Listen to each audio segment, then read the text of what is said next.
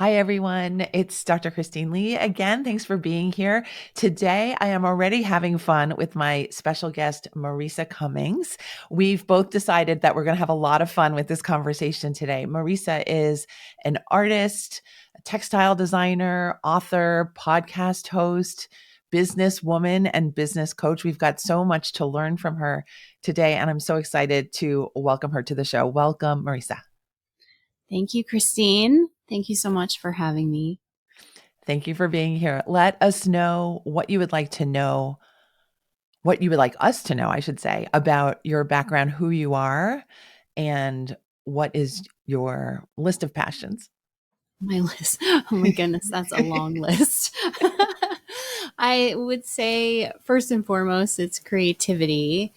And really, that's an umbrella for so much, right?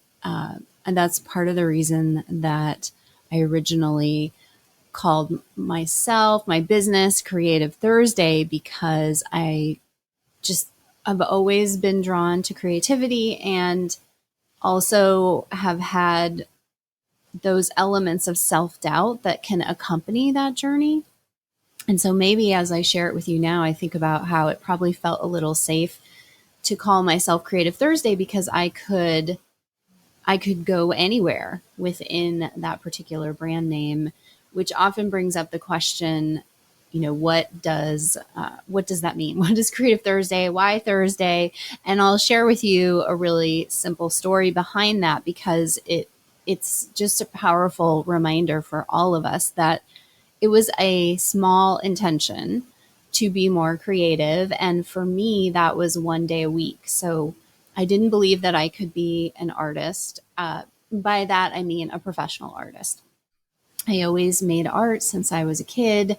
And I went to school and said, I will major in advertising because that seems like a very good business choice, a good career choice that also brings in the creativity, because again, who really makes it as a professional artist? Which, as I often look back on life and look forward in life, there's just, a path that leads you to where you need to be. So advertising ended up being this incredible background to become an entrepreneur, which I had no idea that was in the cards for me either. So all of that to say that advertising led me to careers in both graphic design and then interior design. And within both of those areas, or in both of those careers, I really still did not feel fully tapped into my creativity. And it's not that I didn't enjoy both of those careers, it's just very different creating work for a client versus creating work for yourself. And ultimately, that's what being an artist for me is the ability to create work that I love and have someone love it equally that they purchase it from me. To me, that's like the most incredible exchange. It's just like, wow, it's amazing. It still amazes me and lights me up every time someone buys a painting. It's so special. And certainly, I have enjoyed doing commissions and illustration work and design work. When you get to collaborate with amazing collaborators, that's really special in itself. But all along this journey of asking myself, well, if I really believe in what's possible for me, or I really believe I can do anything in this world, what does that look like? And it just gradually led me to a place where I said, what if I really could become an artist? It's always been there. What if I really went for that? And it all started with this intention of, well, let me just be more creative within these fields. I was working in interior design at the time. Let me just pick one day a week. And I had a very dear friend. I was living in Boulder, Colorado. She had just given birth to twins, and she had started an entire business based upon her ceramics. And that had grown so big, and she had a couple of challenges along the way, and she had to kind of pull it all back and she leaned into motherhood, but she was also missing that creative side. So we would get together on Thursdays, and I say, Thursday's just the day that I tend to have the best energy in the week. I don't know, how often, or not how often, rather, how most of us seem to have a day that is sort of our good energy day. So Thursday is that for me. It's like the beginning of the weekend, and I always love that day. And it just so happened that we would get together on this day, and then the story goes that we would have wine together and we would talk about ideas. We weren't necessarily even at that making art stage or making something creative. And I highlight that to say that there's so much power in and having an intention and just allowing that to be, and just enjoying that intention, and that gradually, or to whatever pace you want it to go, that is ultimately what built a business for me. It's so incredible to think that one intention became so much, and became the name of my business, became the name of a book about inspiring creativity. I took it into the podcast and has signified this intention for so many people who are wanting the same, just adding some creativity into their lives. So What a that's a wonderful little of how it began. It's a wonderful story. I love it. It sounds really smooth as you tell it. And I'm hoping it felt that way, but I have a feeling there were Oh, lots Christine, of it was back and not forth. smooth. It was not smooth. Not at all. So could you start telling us how you recognized that the interior design, the graphic design work, though enjoyable, was not fully satisfying to you? Was it a feeling? Was it a way you went through your day? What was it for you? That's it. Yeah, I haven't been asked that question. So let me ponder that for a moment. I think,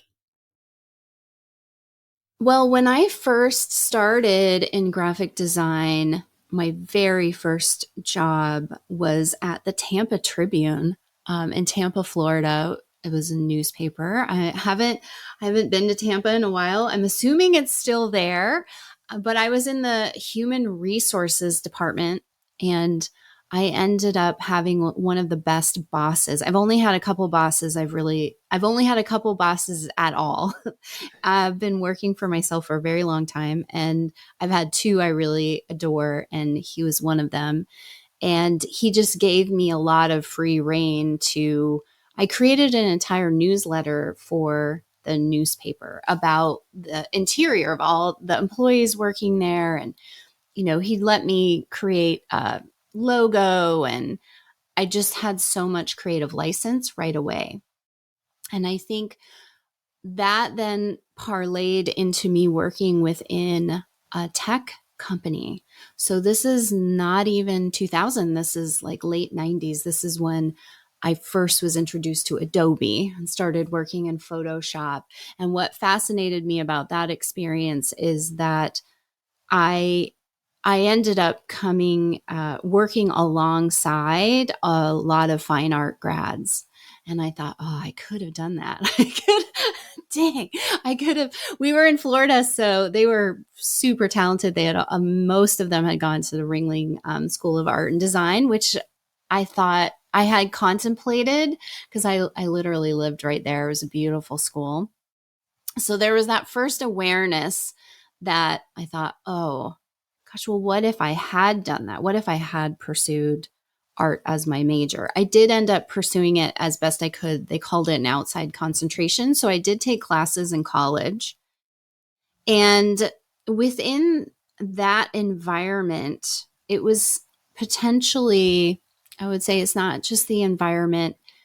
There was a lot of competition among the artists, and it just, there was a lot of, you have to do it our way instead of doing it what your vision is. And by our way, it's either aligning in that case with the company, of course, which makes sense, right? I'm not the founder of that company. They have a vision for the kind of work they want to create, but then with the clients. And there's certainly excitement in that and challenges within that. But if your vision doesn't align with the client's vision and they aren't willing to listen to your expertise, which, in fairness, I was like 21, 22. That's fine. I'm not going to say I didn't have a vision. I did. A lot of what I create today is similar. Like I've always loved drawing by hand and bringing that into the computer. Even then, and still to this day, even though I work digitally, I still love, and nothing to me compares to something created by hand. But I just had to go along with a lot of vision that wasn't what I saw. Hmm. I think on Thank its you. simplest level. And if you also have, I want to say this as diplomatic as possible, if you're also at all in contact with unhealthy collaborators, whether that be within the team that you're working on. In that particular company, you had a very unhealthy leader that created a very unhealthy culture. I did end up having some very nice friends there. I certainly loved a lot of that. Being in a room full of creatives was fantastic, but the culture was off. And that also attracts certain kinds of clients. It's just always been a top down mentality to me. And it's so interesting that I see it play out again and again. Whoever is at the top of the organization, it just influences everything: the culture of the company, the clients that you attract.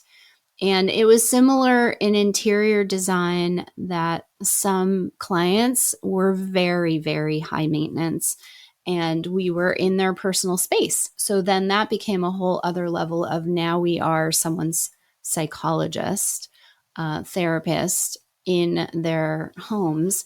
And we were dealing with very high end clients. And there was a lot of just some people had come into a great fortune and then suddenly put all that investment into their home, but then maybe they weren't quite ready for everything that came along with that. And there was a lot of stress.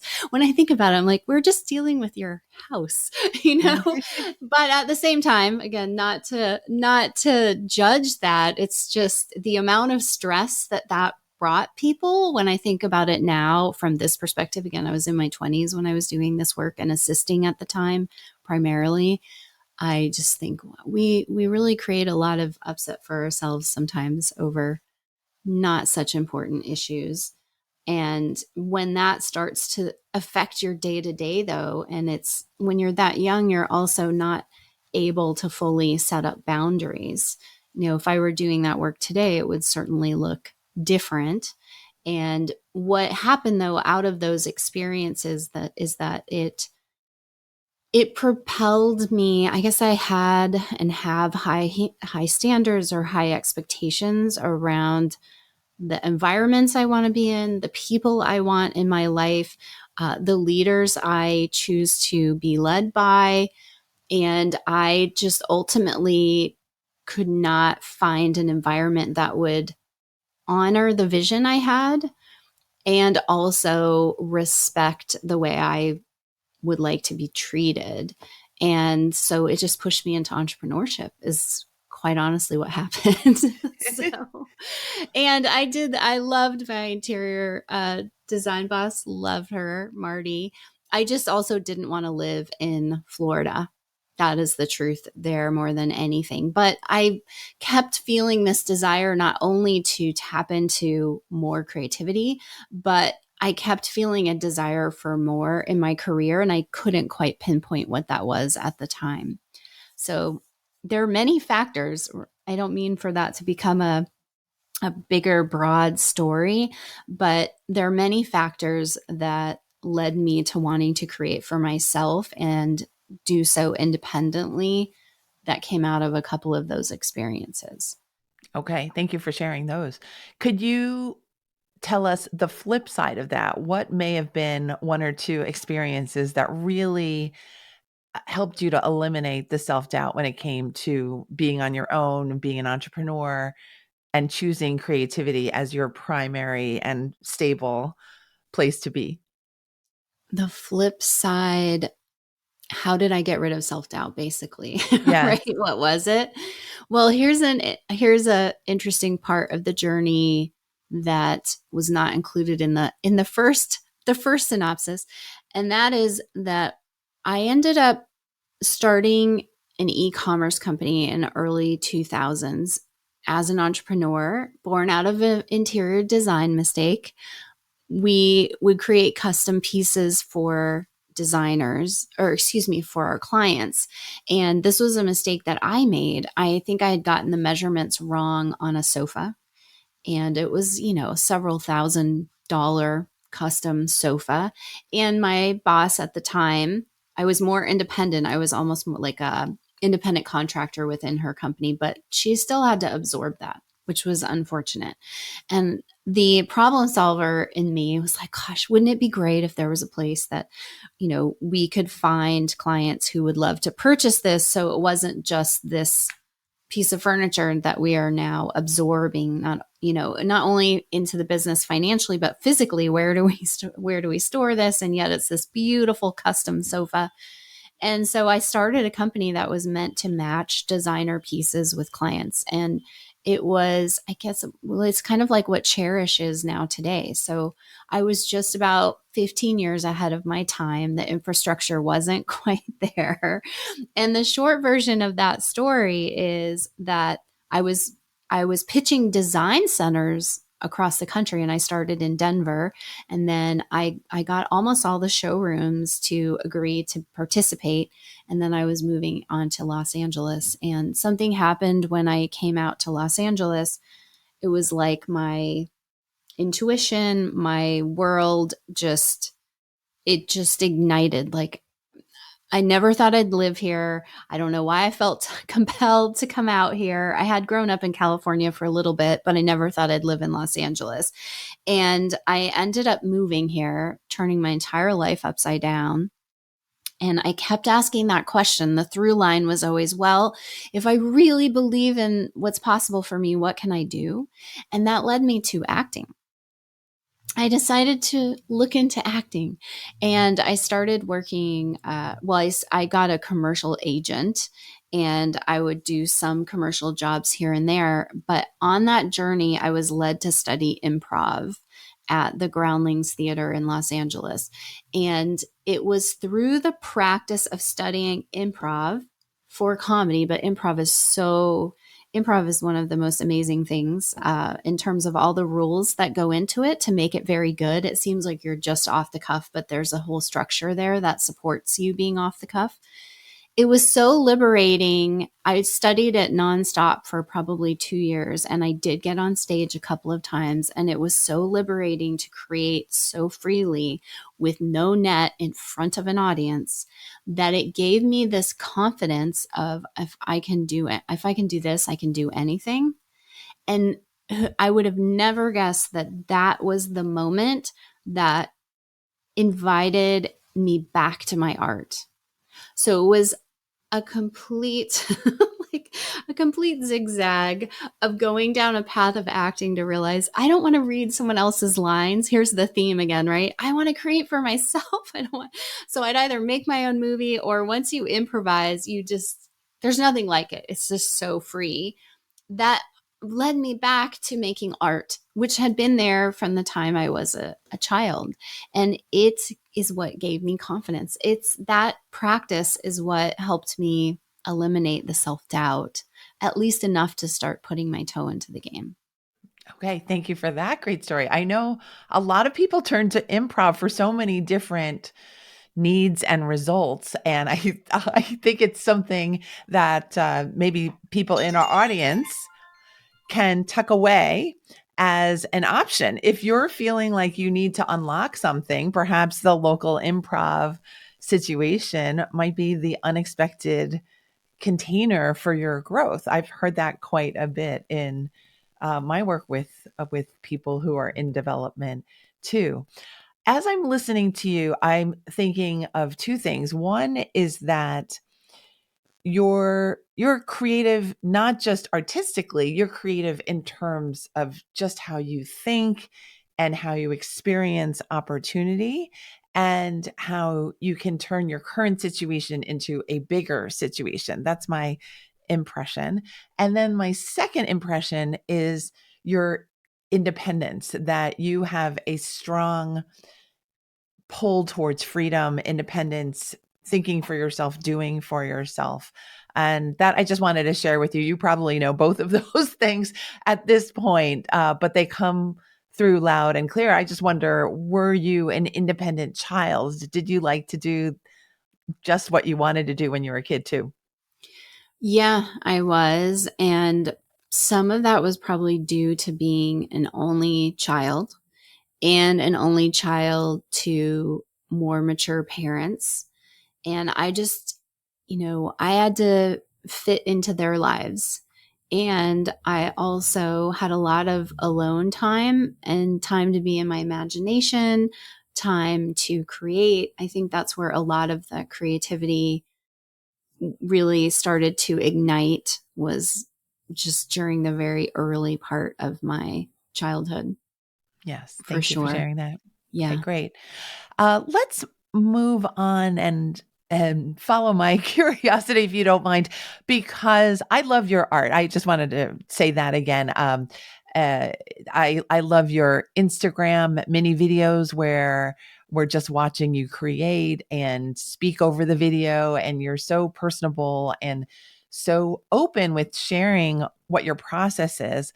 Can you just bring us into what you think about when you're creating, what messages you want to put out into the world, and the kind of people that you're attracting to your community these days? Thank you. First of all, thank you. Thank you for being an Instagram friend and thank you for My your pleasure. kind words about my art. The Coming from the journey I've been on, I'm self-taught.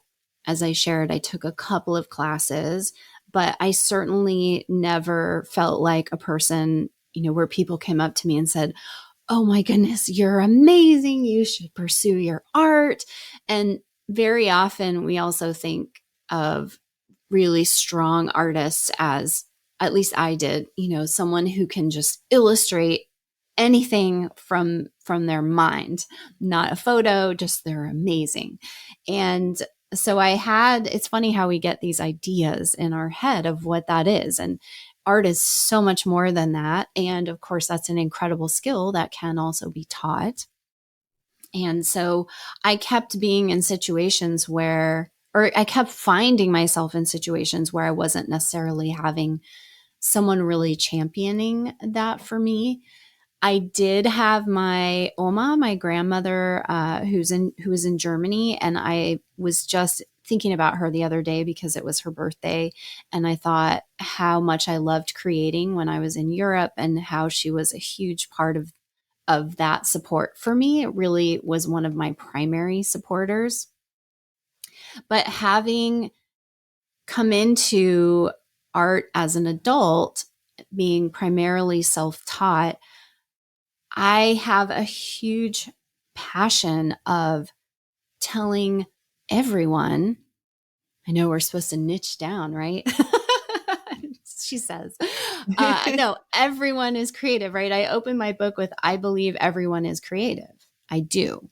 And I want anyone who feels that call to follow it. And that's not necessarily as a profession, that just happened to work out for me. And then I'm extra passionate about helping any creative, especially visual art happens to be my specialty. But I love, I love inspiring. I basically love inspiring anyone with a dream to pursue it, and then bring that down to creativity. I want to invite people into what's possible for them. And my art happens to be that pathway. And when you say that you enjoy my art, I always want to ask, especially now because I'm in an evolutionary process that I'll understand a little bit further down the line. But is it the character work that really speaks to you, or is it because I do everything? I'm known primarily for my characters. I do everything from floral to abstract to more realistic. Like I can cover a lot of territory with my art. So I was curious, when you talk about my art, what stands out to you the most? I think about the piece that you did where you were just doing gentle brush strokes, and all of a sudden on your wooden canvas, I think it was a wooden canvas, it might not have been, Yeah, I but a love painting on series wood. Yeah. series of candy wrappers, and I'm maybe it was just the intersection with my sweet tooth, but it was so beautiful, and your color use is vibrant. There's a lightness to your process from my point of view that I enjoy, and that it seems to be very free, that your work process seems to be lively, open, and free. And I think I'm drawn to the whole thing. So not just the images, which the animals I love as well, but I think it's the color, the process, you behind the art, and also just the vibrant results that you get. Thank you for sharing that. It's so interesting because that was somewhat of an experiment for me to come. It's interesting that you chose that particular piece. When I first started making art, I don't know, how and where this came from, but I was able to look at something and replicate it. And that, even to me as a 13-year-old, 15-year-old, that impressed me. I'm like, how is this present? I don't know. But it's in there, and it came naturally to me. And I thought, well, I want to experiment with these candy wrappers. It's Halloween. We get we get about between 1,000 and 1,500 kids that come to our neighborhood, that come to our block. And we love Halloween, and it happens to be a very big event here. And it was the first time that we were reopening after everything that we've been through the last couple of years. And we might partake in Halloween candy ahead of Halloween. So those are legit wrappers that I noticed after we watched a movie, Sean and I, there were these wrappers. I'm like, gosh, those look really cool, open and all together because of the colors. And it's all those little mini candies that we're talking about. And so I took a photograph of that. And that's what I worked from for that particular painting. And certainly it was really fun also to ask everyone what their title was. I had some of the best titles, which I ultimately landed on Halloween Hangover was my title for that piece.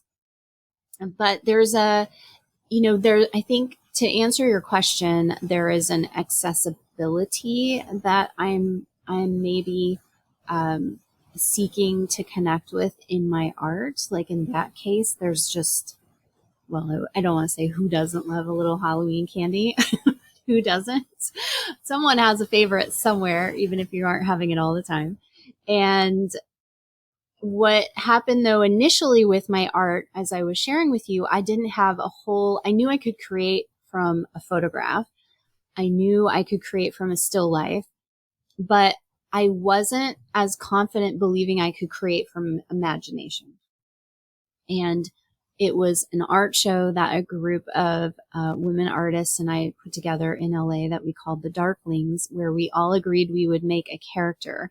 And we were all making sweeter art. And we were challenging ourselves to come into the dark side, which of course everything was still cute. Even my dark characters, they're still cute. Can't help it. So we made the Darklings, and it was the Darkling. I was looking to the left because I still have the original Darkling that I made. And that particular event, that challenge, brought out the awareness that I could indeed create from my imagination. And that led to characters that then came through in what was a daily art practice. And yes, I paint on wood. I typically tend to paint smaller so that I have that quick result. I was able to scan those. I was able to then turn that into reproductions. And that ended up starting the beginning of building my, for our business listeners, my email list, my business, my everything. It just was like this beautiful domino that kicked into this practice that brought through these characters. And the reason I share the story of the characters is that they became cheerleaders for me. So as I mentioned how improv helped me to let go of some of the self-doubt initially. It comes back anytime you're growing, right, Christine? It Yes. comes back. It's a sign that you're growing. It's okay. It happens for all of us. I've been doing this. I'm about to celebrate my 16th year as a working artist, but I bought my domain in 2004, which makes that almost, I think, am I doing the math? 19 years that I've had creativethursday.com. And I still experience a form of self-doubt when I'm growing. Now I just recognize it as that's okay. That's just means I'm venturing into something new. And the characters, I look back now because a lot of them are holding hands. A lot of them are just, they sort of stand in solidarity. They emanate a lot of love. They emanate a little bit of humor. They emanate a little bit of skepticism, healthy skepticism, as I like to call it. And they represented this group that really cheered me on. And it's why I chose to put them as the cover of the book that I wrote on creativity, because I noticed that as people were collecting them, that's what it did for them. It was like these characters went out into the world and cheered them on in whatever they were needing, a little support and love, and they just were that for them. And certainly they ended up in a lot of babies' rooms. There's a lot of babies in the world that grew up with these. I have been sent some beautiful photos of babies literally reaching up for them. So there's some innocence in them. I realize they probably are connected to my childhood in that way, like almost like imaginary friends as characters that supported me. And that is all the same mission of, I'm here for you. I'm on the journey with you. I'm sending you love. I just want to cheer you on. And that is in essence, I think, what ultimately comes through in my art, wanting to inspire creativity and say, look, if I can do it, you can do it too. I think you really pull that off, at least from what I've seen. Could you talk about your community and what you've learned from being the host and leader and guide for this community, and what they've also given you in return? Sure. So coming into this and realizing I could create a business out of it, and a lot of that was due to this incredible space called the internet and online. I basically built the entire business online and brought people into the journey very early with a simple, my first podcast was 2006, and it went something like this. Hey, I've always wanted to pursue creativity. I also really want to do work I love. I'm going to give this thing a go. You want to come along and see how it works out for me. And you can, if you feel inspired to do the same, let's do it together. Let's turn our creativity into work that we love. And so I attracted not only collectors who love the work, but it did open that door for a number of artists to begin saying, well, what if this was possible for me too? And my first online course was 2008.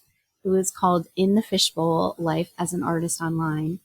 And it was how to market and maneuver making art that you love in this online space. And I realized the reason that even came to be because I didn't think I would be an artist, or I didn't think I'd be an entrepreneur. Certainly didn't think I was meant to be an educator or a mentor. There's just a passion for helping. And I think people could sense that. I was certainly blogging and inviting people into the journey at the time. And they kept asking me, how do I do what I do? But there was a very weaving self-doubt back in. I started that course, but my art business was also taking off. I didn't know to hire help. There weren't mentors in business as artists at the time that I knew I could reach out to, especially who had online experience. We were sort of the pioneers in that space. And so I felt I had to choose, and I chose my art, which I'm really grateful for. That's when I designed the fabric. That's when I wrote a book. It was a very, very fruitful time for me, but I always wanted to help. And I started making mistakes. I started making business mistakes that were threatening what I had worked so hard to build, and I really wasn't having answers. And I was a little that independent streak. I was a little stubborn about feeling like I could get help. And like I said, I didn't know who to turn to within my industry. So I turned to a lot of our shared mentors, and I found my way back to education with this incredible passion to help make an artist's journey easier with everything I had learned. So not only, hey, yes, this is possible for you, but hey, how about we shave off years of time on your journey? How about I'm not going to remove all the struggle, or no struggle rather. I don't like that word so much anymore. I'm not going to remove the challenges because they're a part of your journey, but I do want to remove the struggle around the challenges and help you feel less alone, that we all can appreciate within a community. It's just so great to find people like you, Christine, to be in worlds where someone understands an online business owner, a creative, an artist. And so all of that led to me wanting to create a community that I didn't see happening online in the way I wanted. An inclusive community, non-competitive. Oddly, I found creatives surprisingly more competitive than one might think. And I wanted a generous community that felt safe. That's a really important piece to creating your best art, is to feel safe and cared for and nurtured. And I also tend to be really direct about business. I'm not here to, I love making art. I think it's one of the most incredible paths you can choose. And it's not for everyone to turn it into your business. And the online space requires a lot from us these days. It requires an immense skill set. It's not meant to be done alone as a solopreneur anymore. And, it's okay for us to make money as artists and own that as well. So I tend to be really direct, whereas I found in my creative space and still find that people romanticize it more. And it's not really helping our industry. It's not helping our industry to actually support themselves with the work that they're making, because they're looking out competitively and building businesses based on what other people are doing on Instagram instead of actually putting a solid business together, which that took me years to learn, and in some cases the hard way. And so I wanted to create not only that warm and friendly environment, but also an environment that was going to educate on business. And so I created the Expansive Artists, and it's been incredibly rewarding to see someone come in sometimes at the beginning of their journey of, can I do this? And within 6 months to a year or two, they're like, yeah, I'm doing it. it happened. I mean, wow, there is just nothing better, nothing better. And what it has given me is certainly the community aspect of, I get to engage with some of the coolest humans and see incredible art and be a part of a creative community that has shared values and, wants to support each other. And it's just, I get everything I figure out, I get really excited to take to them and share. And it's just been an incredible exchange that way. I love this. I love this. I love this. And I have been thinking, as you're describing these different stories, how it has been a windy path for you, but that it all really followed your initial intention, just to make space for creativity and to make sure that you were enjoying yourself along the way, that you were really engaged in activity that you really cared about and loved. And I love all the stories that you've shared. They've all been meaningful, and I can see how they've all contributed to the business and the artist career that you have for yourself now. And I know you're continuing to grow and learn and change. And this is just another point on the journey. But congratulations on building all of this and succeeding as an artist in business too, as an artist and as an artist in business.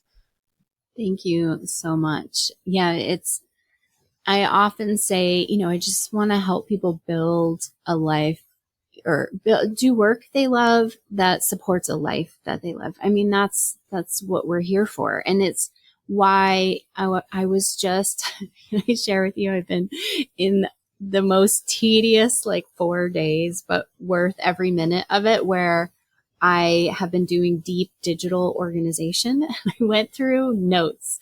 All right, 4 years of notes.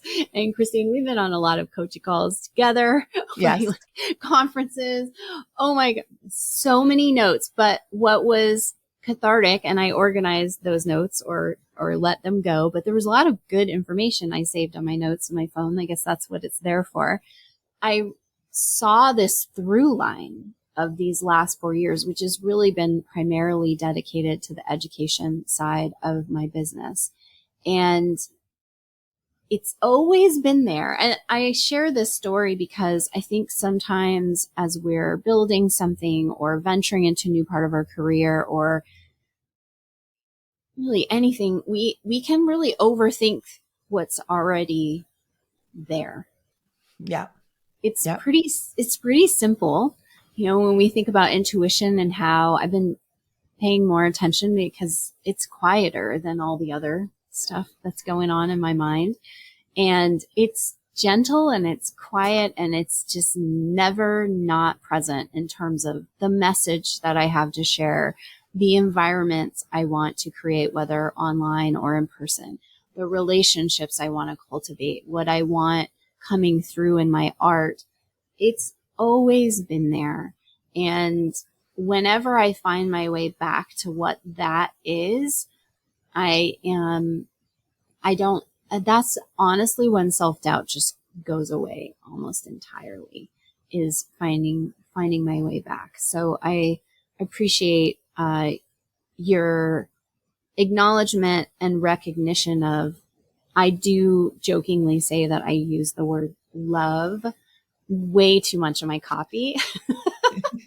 And back in the day, the very first coach I hired that was a huge influence for me early on, and I remember him saying to me, he's like, your message is simple, Marisa. It's just love and creativity. Everything you do is love and creativity. And I was like, that's it? That's what it is. And so I've woven it into, it is like one of my sign-offs in my email, but I've come to embrace it, right? Sometimes we kind of meander away and then we just go, oh, that's what it is. He was right. That's what it is. It's pretty much weaving that into everything that we do. And, you know, I always made a point of, yes, we can build a life as an artist. Oh, and by the way, doing work you love, which then supports a life that you love. You know, keeping the big picture in mind with everything that we're doing, and how is this really fulfilling what it is that we want most in life, that is the most satisfying for us, and emphasizing that that looks very different for every individual. Yeah. So when I do coach my artists and when I think about myself, because I'm still asking myself that question, well, what if everything's possible? Where would I take this now? I always remind myself and everyone, there isn't this one goal that we're all trying to reach. It's all very much about what does success look like for us? And, you know, how can we cultivate what that definition is? How can we cultivate an environment, a life, a business, relationships that support what that definition is for us as individuals? And what's so unique about a path as a creative is there's not a better path where that makes more sense, because we all make different art. We all work creatively. Most creatives really can access it on all levels or many different areas, disciplines. And so that individuality is so important to come back to. Thank you, Marisa, for reminding us of these really important life and career lessons. They're heart lessons. And I think we can stray and we can make mistakes and we can come across lots of different hurdles. But like you said, the gentle intuition always remains. And you always have lots of opportunities, I think, to explore where your creative path and your love path are going to lead you. So thank you, Marisa, for being such a role model with your stories and with your work and with your commitment to really seeing this all through and to teaching new people along the way. Can you share with us how our listeners can stay in touch with you and potentially work with you too? Yeah, thank you so much, Christine. CreativeThursday.com is always, it's always an easy way to find me, which is also at Creative Thursday on Instagram. If you want to message me there, let me know that you heard this episode. I would so appreciate that. If it made a difference for you, I would love to know. And I also have at theprofitableartistplan.com. I also have a 5-step roadmap to building a profitable business. You know, I touched on the money side of art. It is a passion of mine. Not to say that we all need to agree on what that number looks like, but we need to decide what that number looks like for us, because we live in a physical world where money is part of what supports us.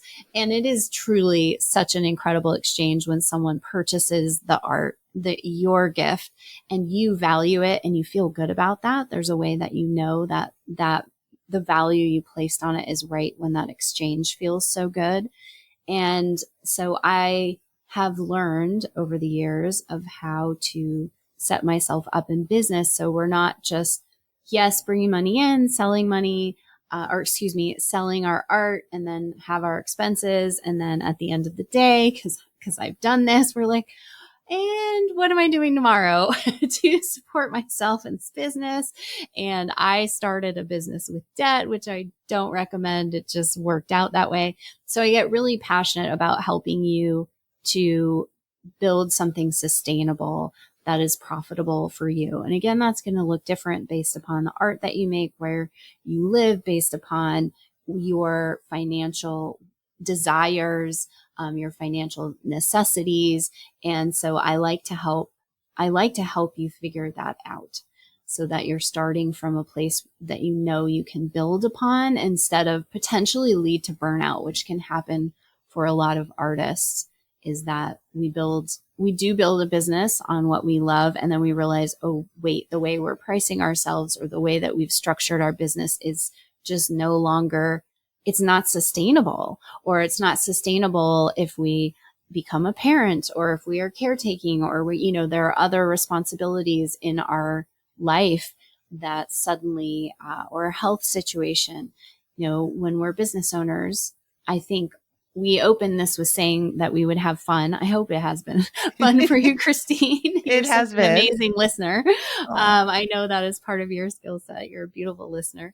And I tend to go on in my stories, but I always circle back, my inspired tangents, as I call them. But, I find that business is creative. I find that business is fun. And I really like to dispel this resistance and stereotype that art and money are mutually exclusive. Or, wait, am I saying it right? They're not mutually exclusive. That, profit is a part of our business as well. And that artists can be very strong in business by leveraging their creative skills, and that it can be very fun to run your business. So that's another, infusion that I like to put into my business coaching, so that it doesn't feel like this daunting, oh, I got a business and now I can't make art, right? I want to help you build a business that allows you the freedom and the time to make the art that you want. I think many times that's why an artist goes into business, is to really support the passions that they have within their creativity. And so how can we do that? How can we make that a really fun dance to do together, and not in the silence or, the solitude of our studios as artists, which can happen as well, but really as a community that we can cultivate that. Kind of energy together and support each other in creating those kinds of businesses, those kinds of creative businesses. Yes, let's go for it. Yeah, Marisa and I, profitableartistplan.com. Did yes, I say that? beautiful. You did. And I will make sure to include that in the show notes. I'm going to look forward to seeing Marisa in person sometime soon. We enjoy seeing each other at conferences and in our shared communities. And you can see, ladies and gentlemen, how wonderful a leader and guide Marisa is and can be for you. So I encourage you to connect with her. Find that Halloween hangover post for me and I tell her I say know. hello. It's on Instagram. I don't think it's on my site at the moment. And yes, you mentioned in person. I'm excited, and maybe when this comes out, I'm excited that we're having collaborating with a dear friend, and we're doing a design and painting workshop in person, and we're weaving. We have a business day. It's like over a weekend, and you can join us for one or all 3 days. But I plan to be doing more of those events, and also potentially bringing back retreats again, possibly in Europe. And so there's nothing better than taking all of this and getting to come together in person. As we know, it's just such a powerful experience, and I'm so grateful we get to do that again. And so come and make some art. Let's make some art together. Let's always make that our priority, is our creative time and our creative practice. All right. I love it. I love your creativity. I love your love. I would, I can't wait to see what happens from my listeners connecting with you. So please keep me in the loop, everyone, including Marisa, and just share this episode out with your creative friends and your own community. And let's continue to learn with each other. Thank you, Marisa. Best wishes to you as you move forward on your journey. And I will see you soon. Thank you so much for being here. Thank you so much, Christine. It's an honor to be with you. Appreciate your wonderful energy that you bring wherever you go, and through your podcast as well. So thank you.